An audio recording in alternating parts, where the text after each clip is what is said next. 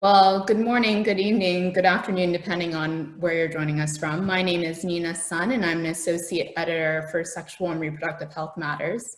And I have the great privilege today to be joined by Catalina Martinez, who's the regional director of the Center for Reproductive Rights Latin America and Caribbean office, as well as Carmen Cecilia Martinez Lopez, who's the regional manager. And these wonderful lawyers and professionals have joined us today to talk about a very important development that happened over the summer pertaining to a key decision from the Inter-American Court of Human Rights related to sexual and reproductive health. So Catalina and Carmen, can you please tell us a little bit more about the case and, just what happened, what are the facts, what was the impact of the court's decision?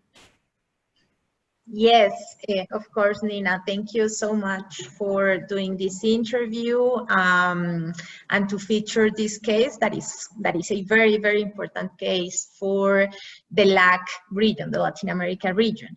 For the case, I have to start saying that sadly, Paola's case is not unique. No, this case reflects a generalized context that continues to persist in Ecuador of sexual harassment between a school context against girls and adolescents.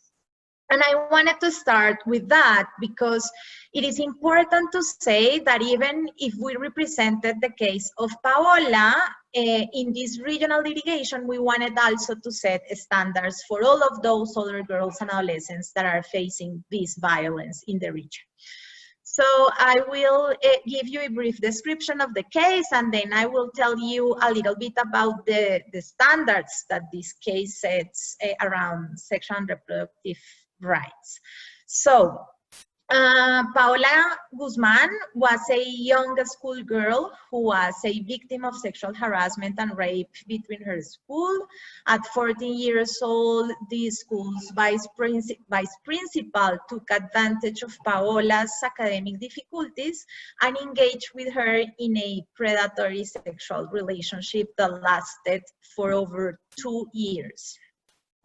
The school's vice principal was over 40 years older than Paola. This harassment and rape perpetrated against Paola caused her a lot of suffering.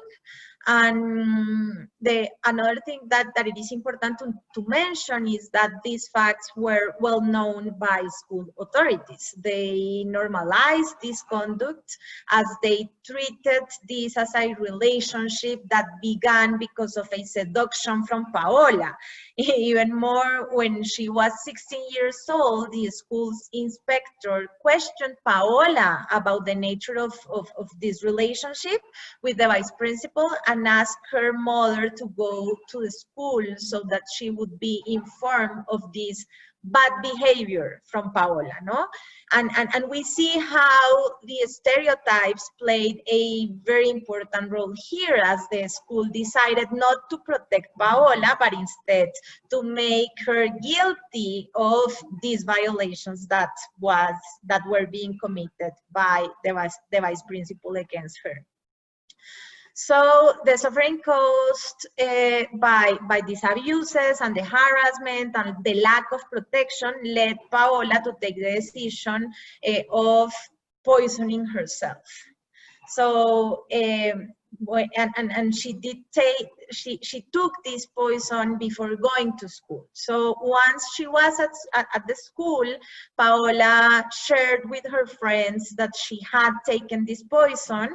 Her schoolmates informed school authorities of these facts, but the school failed to adopt any measure leading to saving her life.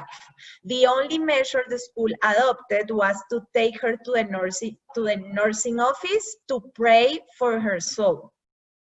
So it was only when her mother was communicated of these facts by her schoolmates and not by school authorities that she managed to pick her daughter up from school and take her to a hospital where sadly Paola died. So since this moment, Paola's mother, Petit Albarracín, has been seeking for justice for her daughter, and at the domestic level, there were serious procedural failures in the process. The case at the judicial level was also treated based on stereotypes, as authorities in Ecuador consider Paola to have seduced her vice principal, and to this date, the vice principal has not been sanctioned. So the litigation of this case before the Inter-American Court of Human Rights was very important, as the decision from the court against Ecuador sets human rights standards for the whole region around these facts. And I am gonna briefly mention 5 of these standards, so that we learn more about it. So the first one are standards on how to prevent sexual harassment against adolescents and girls in educational settings. And I think that one of the most important developments around this is that the court points out for the first time that the right to education should include sexual and reproductive rights education. No, because only getting access to this education, only by getting access to this education, girls, boys, and adolescents will understand the implication of sexual and emotional relationships, will identify situation of abuse, and will also understand the relationship of consent and how to exercise their freedoms regarding sexual and reproductive rights. A second standard that was very important, human rights standard very important, is that the court established that sexual violence against girls and adolescents not only includes acts exercised with physical violence, but all types of sexual acts that cause harm or suffering. So it identifies, for example, that sexual harassment is a form of violence that is exercised through an abuse by someone who has a figure of power and trust, who in the school environment has a duty of care for girls and adolescents, no? And this person takes advantage of this position to vitiate the consent of a victim and to exercise sexual violence.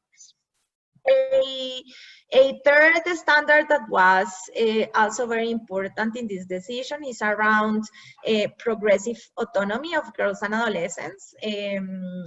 And the court explains that the rights to personal integrity, privacy, autonomy entail freedoms such as sexual freedom and control of one's own body, and that these freedoms can be exercised by girls and adolescents depending on her capacity and maturity, no? So in other words, the court says that it is clear that adolescents have the power to make decisions and the right to receive information and education that allows them to strengthen their criteria around sexual and reproductive rights.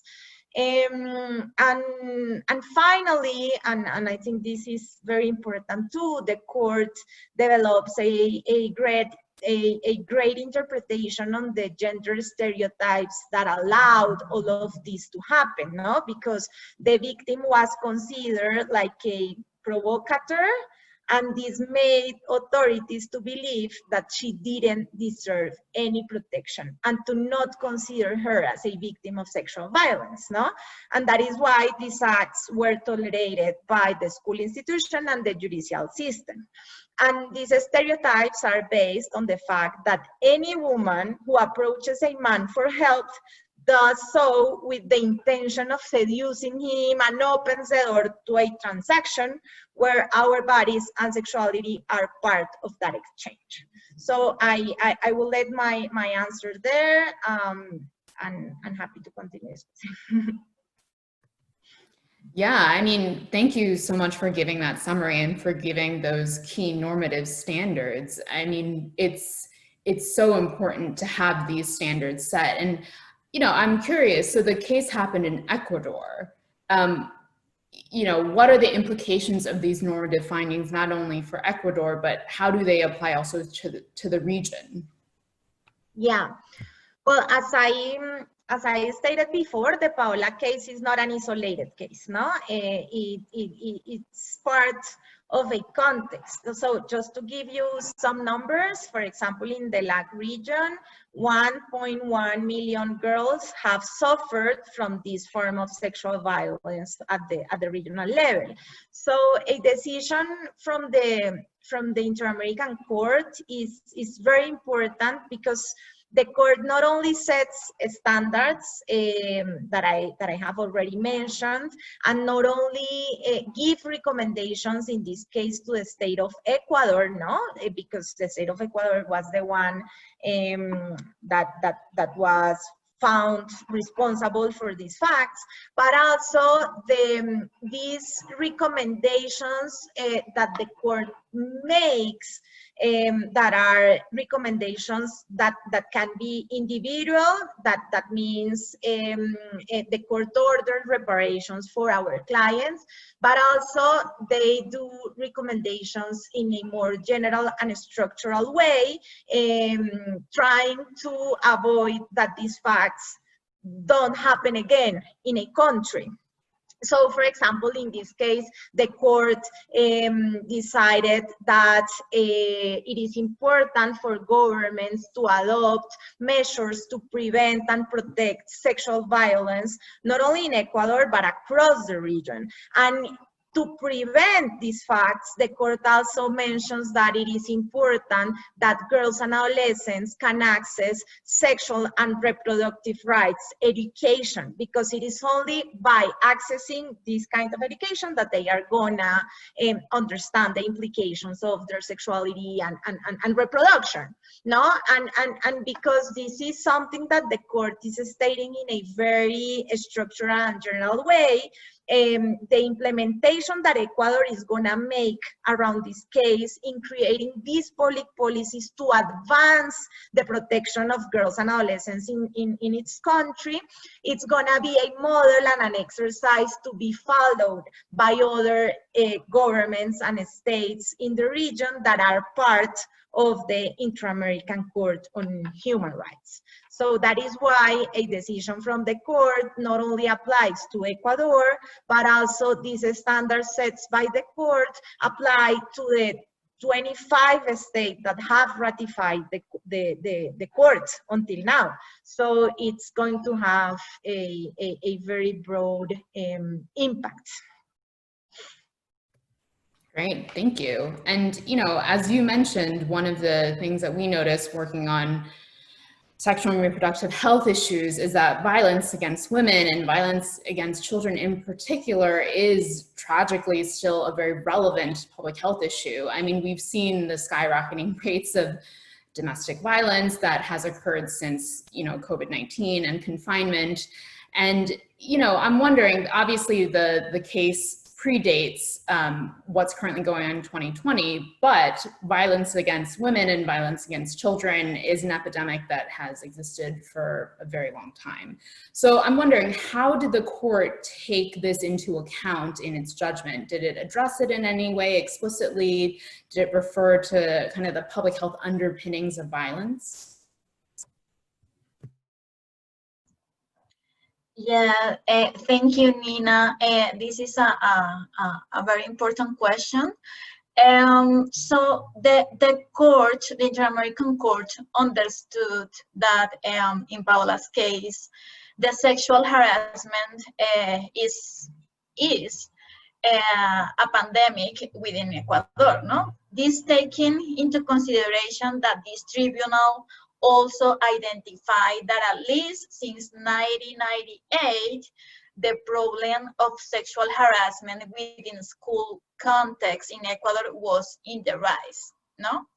So by the time the facts of Paola's case happened, that was in 1998, around that data, at least 23% of children in Guayaquil, where Paola was from, reported having been victims of some kind of sexual abuse in schools, no? So it was parting from this context and the data that shows that sexual violence in schools persists even through these days, and that this kind of violence would have a tendency to increase if no action is taken, that the court identified several problems that require a public health approach for its resolution, no? So this particularly regarding with, for example, the negative impact that the lack of statistical information on cases of violence against girls within the school context has, no? Had. Second, for example, the need for the states, and specifically the Ecuadorian state, but also the other states in the Americas, no, to develop adequate mechanisms to detect cases of scholarly harassment, as well as the need to develop adequate complaint mechanisms that allow for these acts to be integrally addressed by the state, and specifically, of course, by the school's members or the school's representatives. Third, the need to continue trainings so that all officials within an educational context are capable of identifying sexual harassment within schools, and as a consequence of that, of course, adopt measures to prevent it, no? And finally, for example, the need to adopt measures to provide adequate orientation and assistance to those girls and their family members who has been victims of sexual harassment, no? So we think that at least adopting these measures should lead to the reduction of cases of gender violence within schools in Ecuador, and it also further lead to a reduction of underage pregnancies, and furthermore to a reduction of unsafe abortion rates within the state, no? We also think that, for example, it will reduce considerably the stress that these girls, as Paola, suffer when being in an unsafe school environment, no? Which was what ultimately led to Paola's suicide. Definitely, it will be led to a stronger, healthier, and empowered women whom, by understanding sexual and reproductive education, no, as the standard of the courts established, and understanding that the rights of these girls are and how are a key tool to prevent sexual violence, and of course, it is a way also to challenge these patriarchal norms that have been normalized in our countries or in our societies. Thank you, Carmen, for that answer. I mean, I guess it's not surprising, but it's still shocking to think that doesn't sound like there's any system in place to collect data on a frequent basis for the incidents that occur in schools for girls, is what I'm hearing from your response. There just isn't that system that's currently set up in Ecuador to catch, you know, the Paolas who've had to go through these horrific experiences, and much less to empower them to speak out and find help when they need it. So, you know, we're really talking about this intersection of the powerful decision and judgment from the Inter-American Court, and, you know, the school system, and then, you know, violence as a public health issue. So, you know, what can be the role of, you know, public health, the system, public health researchers, as well as the medical system to really help implement the judgment? So it's not just, you know, pretty pretty words on a page, but that, you know, it can meaningfully make a difference for young women and girls in the region? Yeah, thank you, Nina. I think that that is another important question. Well, Catalina already told us, like at least the 5 central standards that this decision of the courts bring us, to us. So to answer your question, what can be the role, of the public health? We think, well, I think that the development of these 5 legal standards that already Catalina mentioned only makes sense insofar it leads to practical implementation, no? So public health, and specifically, for example, public health researchers, organizations that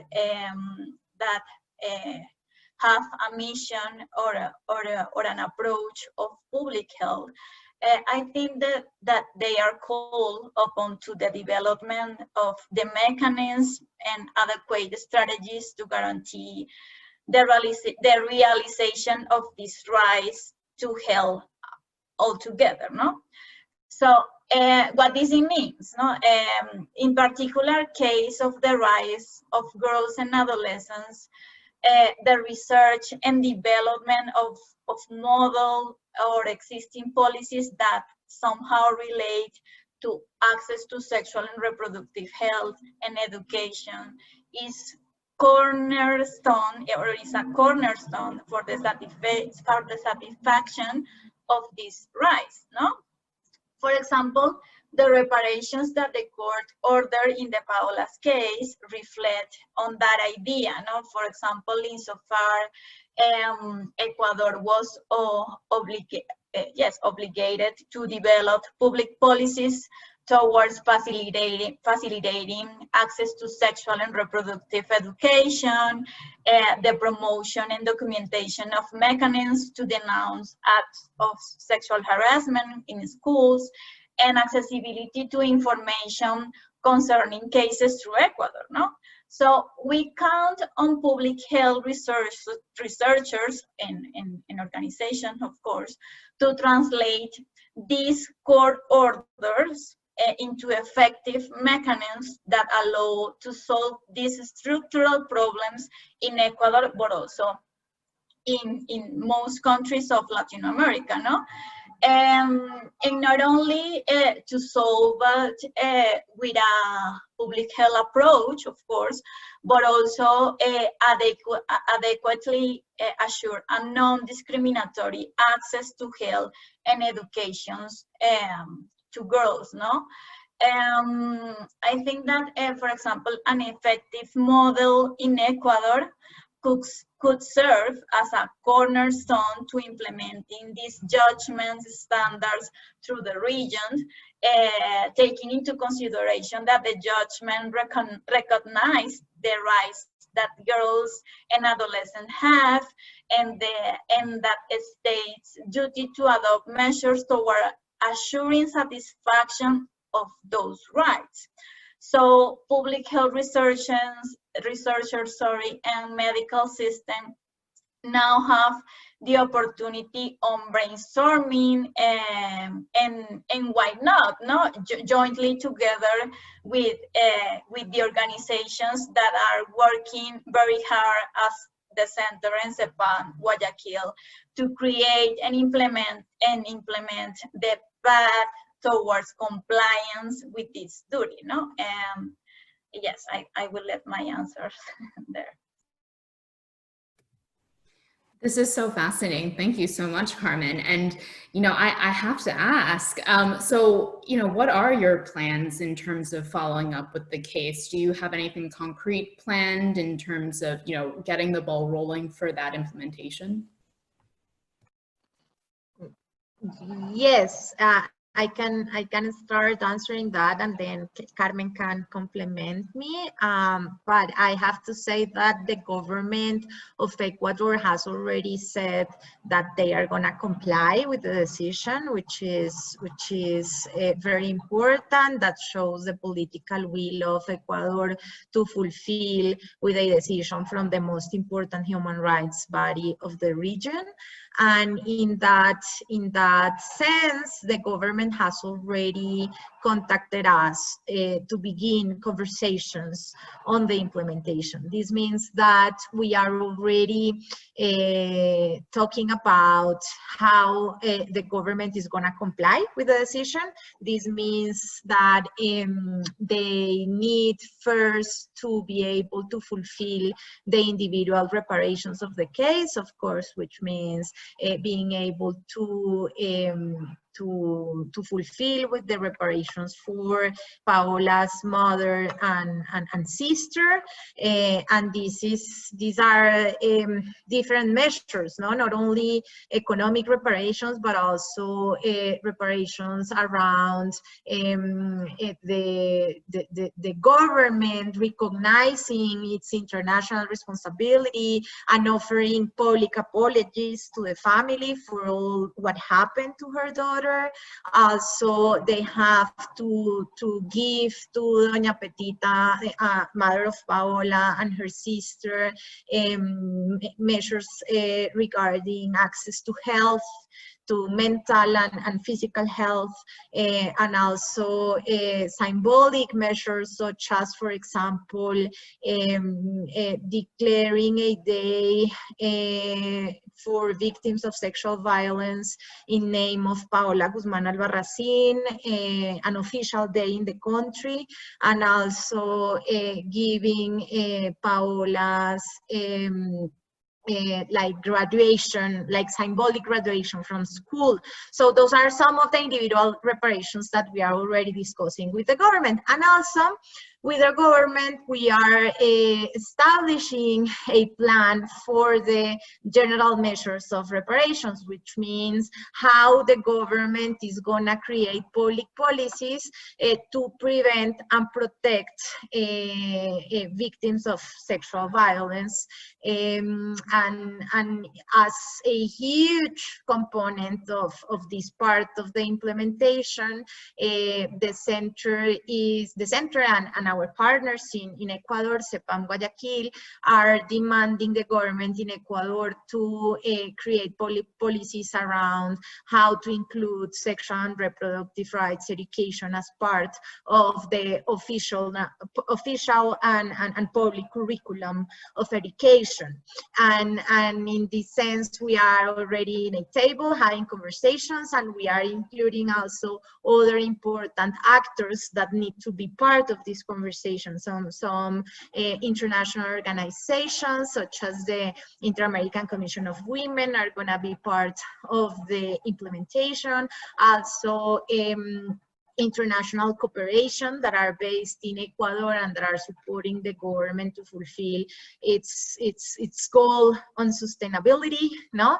So they are gonna be part as well of the implementation. And finally, we are gonna open also the table for other local civil society organizations that are the ones fighting and giving like building this agenda at the national level.